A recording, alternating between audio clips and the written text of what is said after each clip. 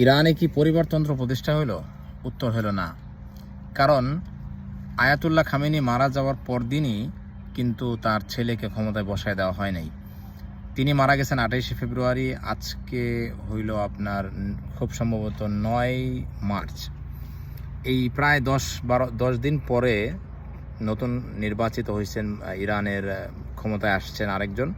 এটা আসলে ইরানের জনগণ তারা পরামর্শ করছে, তারা দেখছে যে ওনার থেকে যোগ্য কোনো ব্যক্তি আসলে এই মুহূর্তে আমাদের মধ্যে নাই, তাই তাকে ক্ষমতায় বসানো হয়েছে। আর আমাদের কি হয়েছে, আমাদের হাসিনা পালানোর পরে 5ই আগস্টের পরে বুদ্ধিজীবীরা সবাই বলে উঠলো যে খুব দ্রুতই রাষ্ট্র ক্ষমতায় কাউরে বসায় দিতে হবে। তো একজনকে ঠিক করা হইলো, ইউনূস সাহেবকে।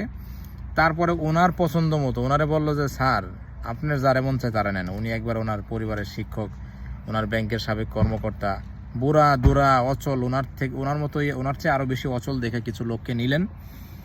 নেওয়ার পরে ওনাকে প্রেশার দেওয়া হইলো যে এই লোকগুলি তো অচল, এইগুলির যেহেতু আপনি নিয়ে নিছেন, আপনি তো স্বজনপ্রীতি করছেন, এখন আমরা যা বলবো তাই সেভাবেই চালাইতে হবে।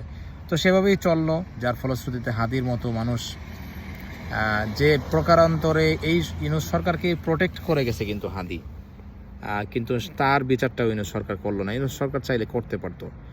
ইউনূস সরকার যদি জানাজার দিন বলতো জনগণ এই প্রশাসন আমাকে বিচার করতে দিচ্ছে না, আমাকে সহযোগিতা করতেছে না, জনগণ ওই প্রশাসনকে ওদিনই 13টা বাজায় দিত।